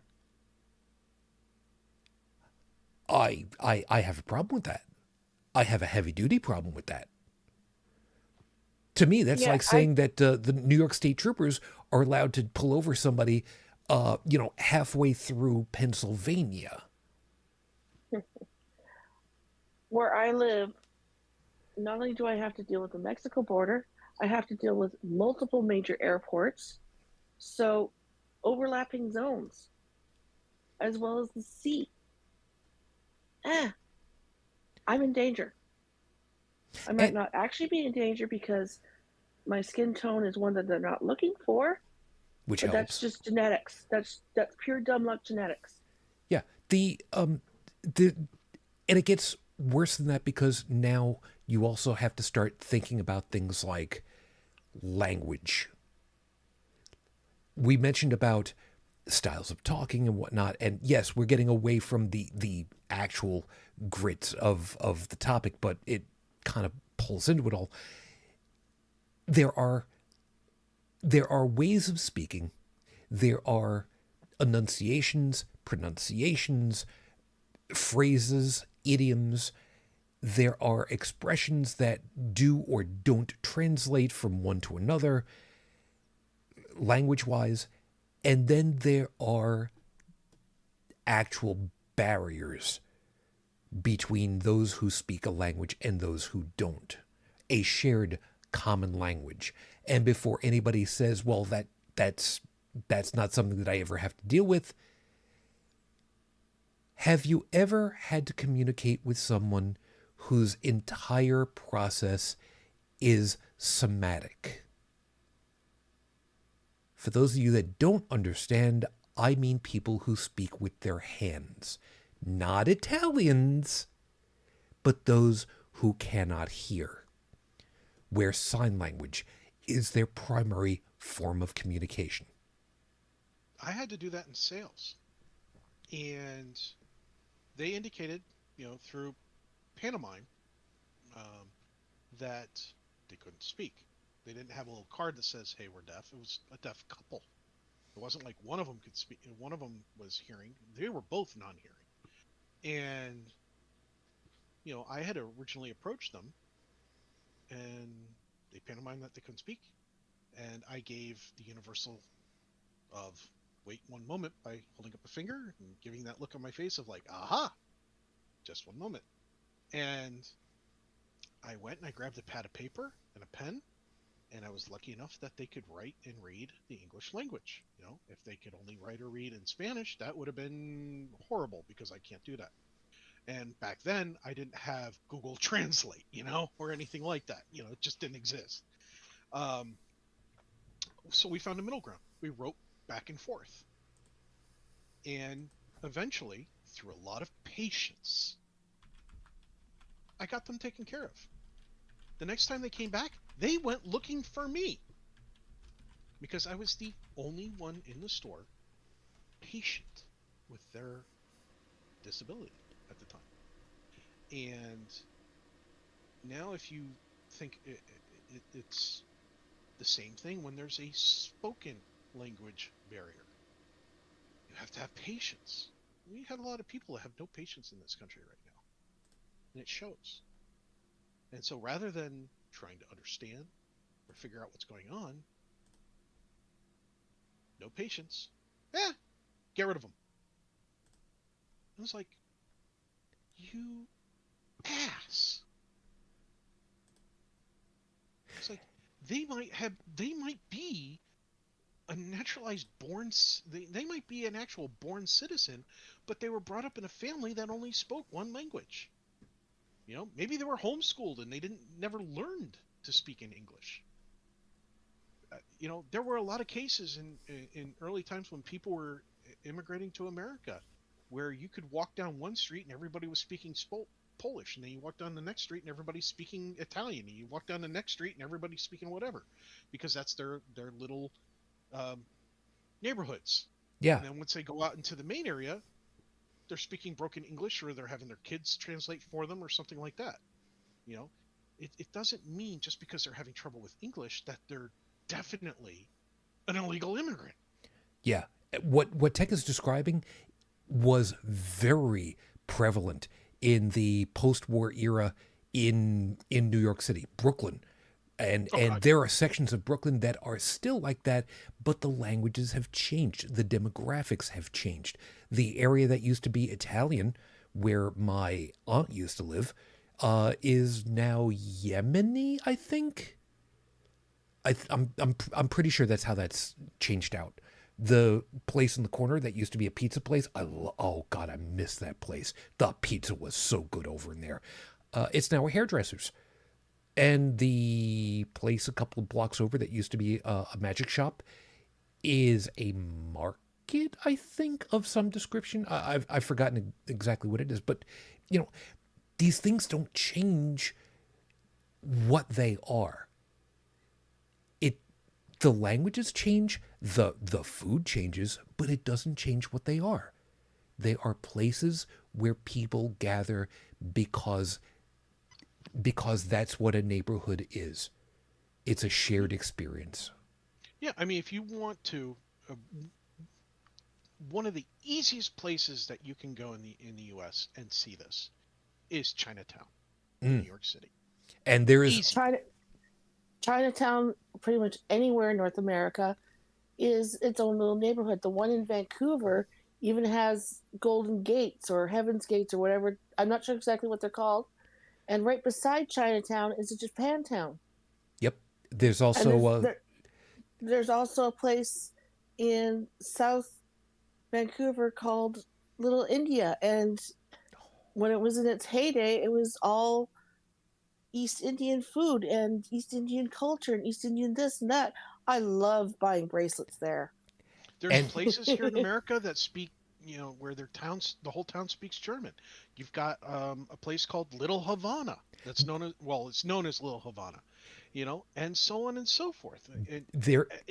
There's a Chinatown in Toronto, which I love the area. And let's also remember that in Pennsylvania, there is literally a place called Germantown. Yeah. There's places in Pennsylvania where they speak Dutch. Yeah. There's a place in Coquitlam, BC, which is one of the suburbs of Vancouver. It's called Millardville, and it was founded by French Canadians. And it's still very French. Well, let's also remember French Canadians also created, how we think of as the bayou there in Louisiana ways. But, that's because they were kicked out because they were just too, you know, Yeah, the voodoo hoodoo. But the thing is that America is multicultural. We highly. have been for a very long time. We are a melting pot. We have been for a very long time in our short history of existence. Pausing there for just a Yeah, second. In the collection for Schoolhouse Rock, there is literally one that is called The Great American Melting Pot. that song's going through my head right now. It And is, see, the thing was, is in school, that's how it was described to us in mhm, school. yeah, We learned in school that we live in a melting pot. because it, God, this, I'm going to say it, this fucking hurts. We used to be that way. And it gets stuck in my throat because I still believe in my country that is how we are. Even though, and very much in spite of the fact that over the century and a half, easy at this point, that we have had different waves that have come over from quote unquote the old world, where the English came over and they were berated, and the Italians came over and they were berated, and the Irish came over and they were berated, and the Germans and the Japanese and the Koreans and the Indian and the Somali and and And, then and real quick, because you mentioned the Irish, a lot of people don't know this, but when the Irish came over, they were actually targeted by the Ku Klux Klan. and Seriously. well, They were there's they were targeted by a lot of things and Yeah. a lot of people. There's a graphic novel that's been drawn by Colleen Duran. I don't remember who wrote it, but it's called Going to America or Coming to America, something like that. And it's about an Irish immigrant's journey. I don't have it, but I've read about it because I love Colleen Duran. I she's like my favorite graphic artist, and I love her work. But she's also the descendant of Irish immigrants, and she was talking about how the Irish became, I want to say, indentured servants, but they were less than that actually. They were that other S word. got it. And Involuntary indentured servants. yes, and if that happened to the Irish, what other groups did that happen to? I surprise people when I tell them about the fact that the Ku Klux Klan went after the Irish. Some people don't believe me. I was like, I have to point out history books to them. And they're It's like, well, why would they target them? They're not black. It's like the oh Ku Klux Klan didn't target people just because they were black. oh I can answer this one. I think. Can I? Yeah, go for it. You're probably spot on too. Probably because most of them were Protestant and not Christian. Mm. I can't imagine how that could ever be a problem. And before anybody goes ahead and gives me shit about it, yes, I know Protestantism and Christianity are effectively the same thing when all is said and done, but still, the whole Depending on where you say that, that's fighting words. true, or Hell I yeah. should say Catholics. Well, Yeah. it gets worse because, of course, the Again, Catholics and the Protestants, the Catholics and the Christians, the Catholics and the Baptists, and the Baptists and the Mormons. Well, I was going to go into one that starts with the word science, but we're that's not why going to go there that's why I call them the Abrahamic religions. because that's what it is. Because there's a whole bunch of them, and They have the reason for me allowing us to go down through this whole rabbit hole of it all is to demonstrate a piece that gets really lost. And I know we're getting very close to when I have to kind of roll this whole thing up. I'm kind of pulling this all together so that it makes sense as its own whole. We're not supposed to be just one group and another group in this country. We are supposed to be one people. We are supposed to be these United States of America. That's the expression that it used to be. It used to be said, these United States. We were a collection. We were a gestalt. We were a collection. We were an interlocking group, a weave, a tapestry of different peoples and cultures and foods and languages and ways of being and colors and creeds and blood types and teeth markings and everything else. And because of that, and I'm going to use a sci-fi thing because it works and it is emblematic, literally, of what this country is supposed to be. Idic. Infinite diversity in infinite combinations is supposed to be the grandeur, the beauty, the sublimeness of what is supposed to be the experiment that is America. And the reason for me going on that little rant is because all the bullshit that's going on shouldn't be. Because as tech used the expression, we, the people, are larger in heart and in ability than the individuals who are trying to scratch at it all. The United States government currently has all of the little people fighting against each other so that they don't rise up and fight against them. Yeah. And as has been stated by, I don't remember if it was Stephanie that said it earlier or either one of you.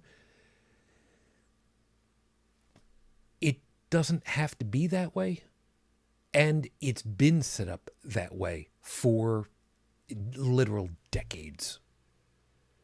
Probably as long as I've been alive, if not a little bit more. No, I take it back. It has been as long as I've been. So, the short version of what can we do about all this? Something tells me that the short answer for what do we, the Pebbles, do about the avalanche? We hold on to each other. And we protect each other. And we stay together.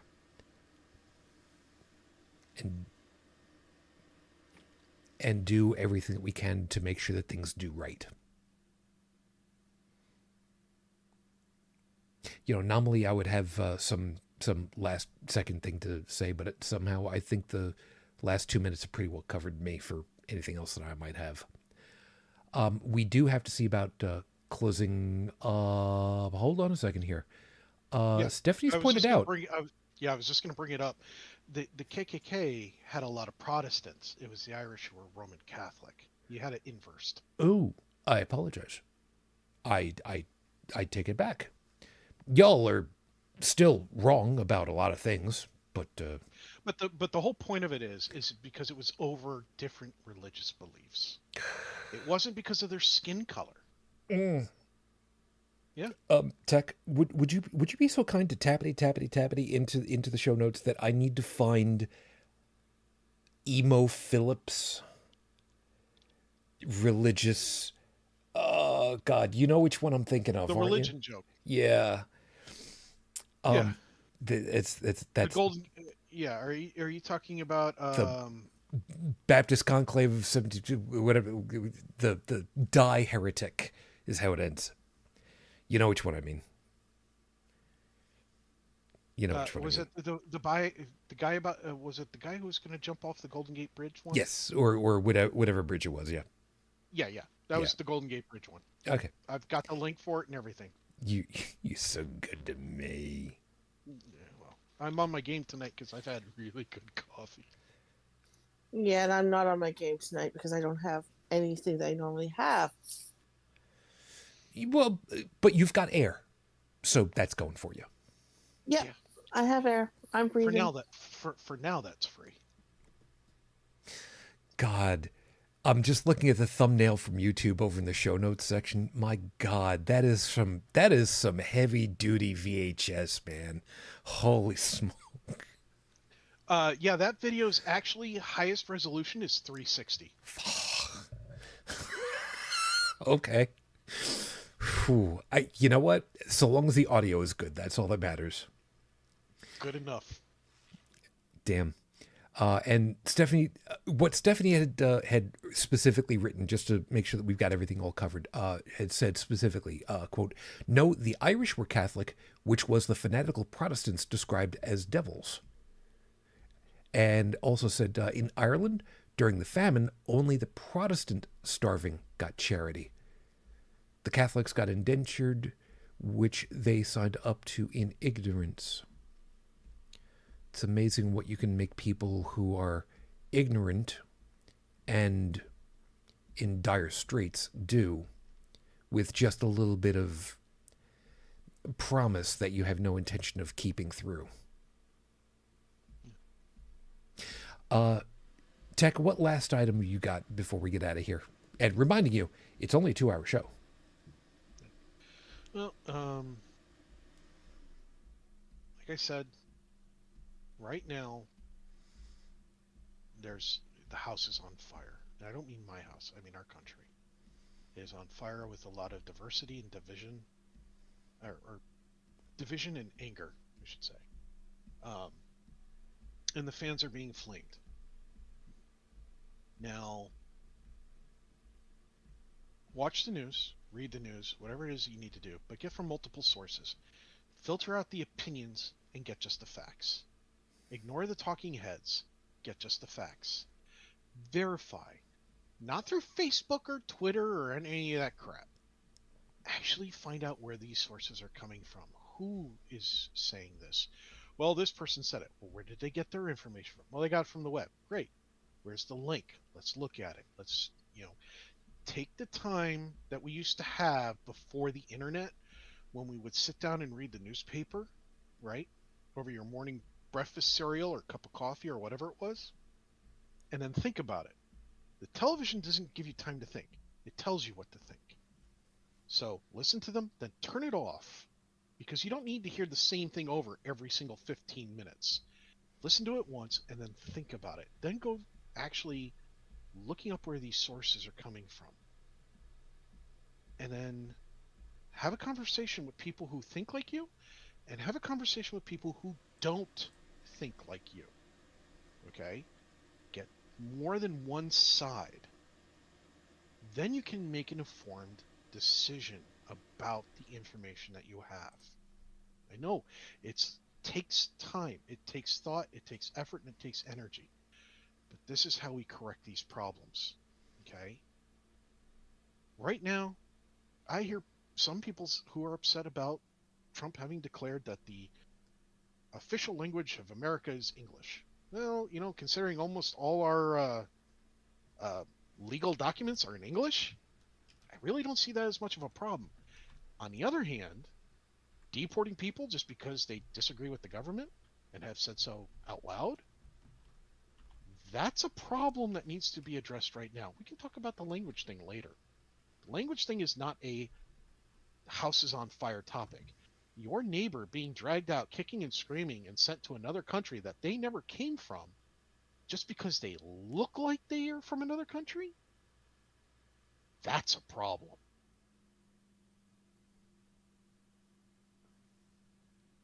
Io, what do you got?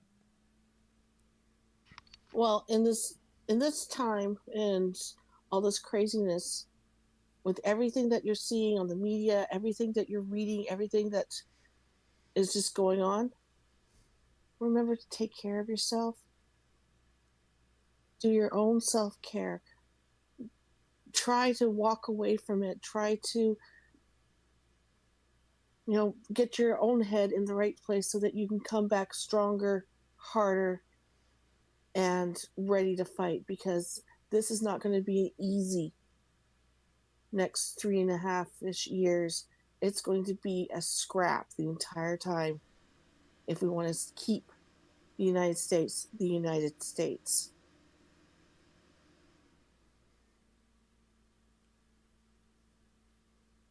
Stephanie's also pointed out something, and I'll make sure that the information is linked properly for show notes, that one of the leading sources online right now for news, good quality short news, and there's a reason I say it that way, is Meidas Touch. I say it that way because they don't do 60-minute style, meaning the television series 60 Minutes, the journalist show. They don't do 60 minutes on a topic. They will do, maybe upwards of 10 minutes on a topic, and do a very good job of condensing it down for the information that's really necessary to know. And 10 to 20 minutes, unless they have a guest speaker, in which case it tends to go to like half an hour, 45 minutes. I'd also like to point out that before somebody says, oh, well, they're left-leaning, it's like, actually, they're wrong-leaning. What they do is they see the wrong and they lean into that topic on their show as to why it's wrong, because they've already called out several Democrats, not just Republicans. yeah, if you're going to be journalists for the news, the first thing that you have to remember is the objectivity is the purpose. Yep. And when all is said and done, that's the point. You are a living representative of what the history books are. You are writing the history book now. That is an awesome, and I say that in the terms of it should terrify people that they have that responsibility. So you treat it with the respect that it deserves. I like Meidas Touch. I also like Under the Desk News. V hands news out in short 1-minute increments that is usually easy for people to handle. She also does some longer things. She, they, I don't remember what her pronouns are, or their pronouns are. But the stuff that V does is more digestible for people that can't handle the stuff from Meidas Touch. Often the same subjects, but just short little sound bites. And she tries to do at least one good news report a week, sometimes 2 or 3. And I love that about them. We'll see about making sure that everybody got an opportunity to get those links, or at least most of them. These groups are well enough known and popular enough in the algorithms that if you were to try searching them, it should be dirt simple for it to come up. But we'll kind of help you along with that. Don't worry about it. Item last before we get out of here. This doesn't have to do with the topic directly, but I will go ahead and I will mention it again before we get to the end, because my soapbox is going to continue to be, for the foreseeable future, mask up while you are in shared public spaces indoors. Outdoors, not a biggie. But please remember, especially here in the Americas, there are various airborne pathogens that are flying around, including things that should have been eradicated worldwide, or at the very least minimally should continue to be eradicated here. I'm not going to name them at this point because I don't feel comfortable that we won't get dinged for it. Please be responsible for yourself and the people around you. Please be safe. That being the case, we'll go ahead, we'll call it right here. Thank you, everybody, for being with us. As always, we hope that you found something worthwhile in all of our perspectives. You got something to think about for the week ahead. Stephanie, I know it was just you this time. Phillios had stuff going on this week. I think that they might still be dealing with it today, which would explain why not here. I know what it is. I can say as much as that it's annoying, but as of last night, she was okay, if annoyed, heavily annoyed by what was going on. So thanks for pulling up and doing your part. Always greatly appreciated. I do want to touch on one thing that Stephanie just put in the chat. Stephanie says, I mask up when leaving my complex. I have not even had a cold since doing that. I rely on public transportation.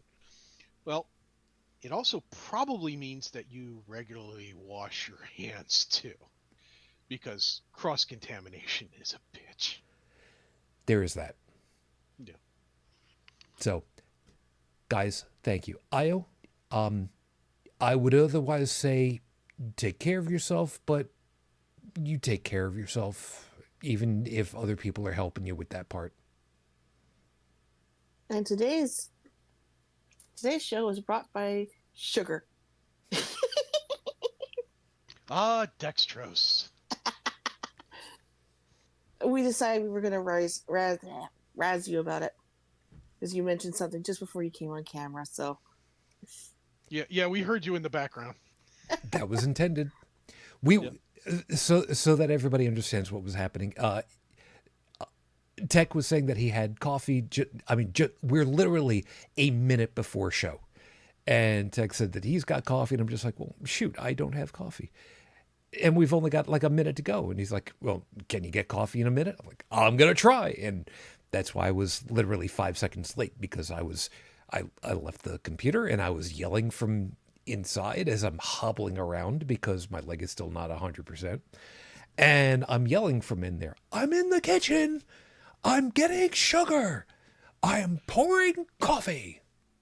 That's why I said our special guest is a lady named Ethel. Ethyl maltol. Ethyl maltol is an organic compound that is used in confectionaries because it's a sweetener. Yeah. we were just having fun and we loved it. It's good. So we were just. It was so pleasant, pleasantly sweet experience to do a little of this, that, thing. I appreciate it. Stephanie just put over here, and I'm going to tell you why I've got this Victor Victrola cocked head confused look on my face. You are welcome, Shujin. Everyone have a good week. I will be having an interesting week as the flooring in my living room and bedroom are being replaced. When I quickly read through that, I utterly missed, for some reason, the flooring. So, very quickly, my brain said, she's having her living room and bedroom replaced. How do you replace an entire... I didn't know what was going on in my head. I'm sorry. I'm reading that and just thinking to myself, you could avoid that if you just used better, knee pads and elbow pads. You would go there. Of course I would. And Tech, thank you very much. The higher quality ones don't leave scuff marks. Yeah, you're very welcome. Pour some sugar on me. For Bridget, even though she's not here, as far as for anybody that would be wondering, who would we consider sending a giant FU to collectively? I'm going to go with the old fallback of the entire Republican caucus back when there were 2 impeachments sent their way. And they decided to just say, nah. Thanks, guys. Thanks ever so much. So we'll leave it with that. We will be back next week. I'm assuming and hoping. It's been a little bit for me trying to get into the swing of stuff and being able to sit for long terms. I may have overdone it a little bit today. I'm trying really hard to be mindful, but we'll see how this plays out. Other than that, thank you all for being with us. It's not always easy, but I'm trying to keep my spirits up for a lot of different pieces. We'll see how this plays out. In the meantime, as always, we will hopefully, expectantly, see you again next week. If you'd like to be in touch with us, the usual contact information is in the show notes, but probably the best way of getting to us directly is over on the Discord channel. If you are in need of someone to help you out with something, just send in at everyone, and we can see what we can do to say hi and help you out. We can't promise to be there 24/7, but we'll do our damnedest to try and help you out if you need it. Other than that,